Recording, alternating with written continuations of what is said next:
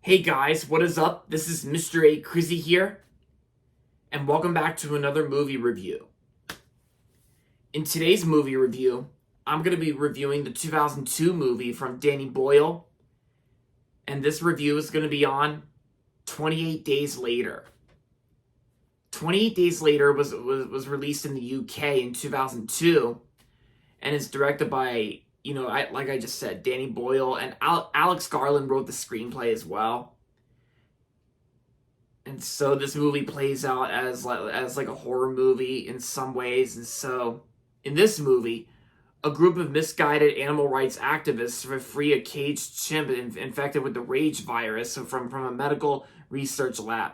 When London Bike when this person who works for like London Bikes, like Jim who's played by Cillian Murphy, when he wakes up from a coma a month later, he finds himself in that his city is all but deserted.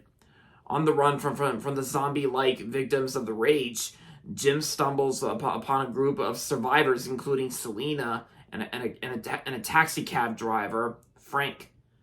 And so, and of course, he joins them on a journey to what he hopes will be safety.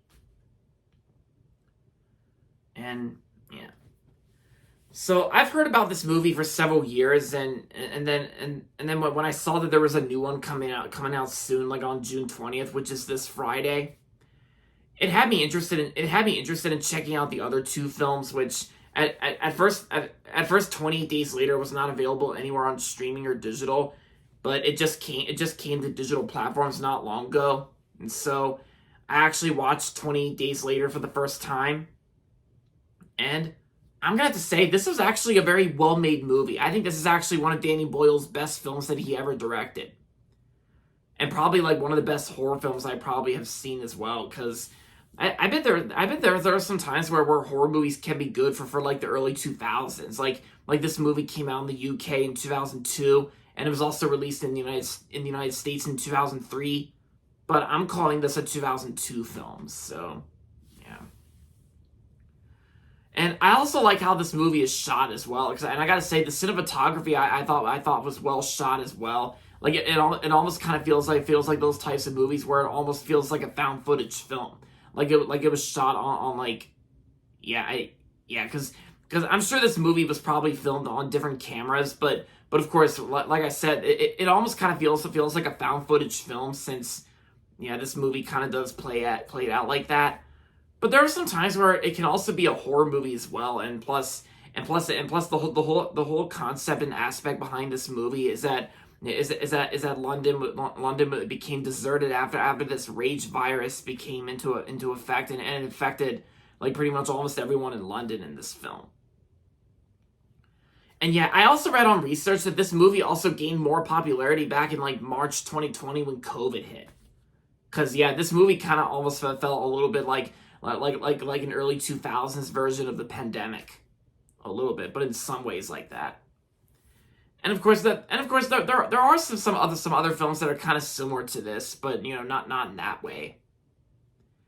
But I gotta say, the whole cinematography I thought was well shot and well edited. I thought the sound design was excellent and intense and crazy as well for like a horror movie set in like post apocalypse.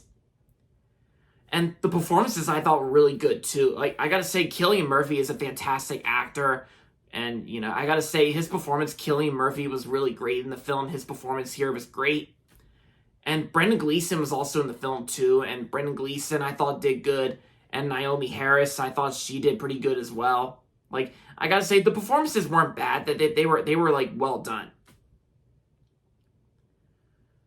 And of course, Danny Boyle actually does a great job directing this film, and the screenplay was also well written too, from Alex Garland. Alex Garland does a great job writing the screenplay. And what's also pretty weird about the Fox Searchlight Pictures logo at the beginning to this movie, the Fox fanfare and the Fox Searchlight Pictures logo at the beginning of this film is actually low pitched, like it's in low toned. Yeah, and that's not something you hear in logos a lot, like where the fanfare is in like low pitched instead of high, like the Columbia Pictures logo occasionally. But But yeah, it is kind of weird how the Fox Searchlight Pictures logo, how the fanfare is in low pitched, but that doesn't take away the fact that this whole entire movie is a perfect film. And definitely one of the best films I ever watched as well. So yeah, overall, 28 Days Later was an excellent movie. And I'm going to give 28 Days Later 5 out of 5 stars. A 10 out of 10. So yeah, if you haven't seen 28 Days Later, then I highly recommend it. And there you have it, guys. That's going to be it for my movie review on 28 Days Later. Hope you guys liked it. And if you're not subscribed yet, don't forget to subscribe if you haven't yet. And also make sure to like this video as well. With that being said, until next time, this is Mr. A. Crizzy saying goodbye, everybody, and that's about it.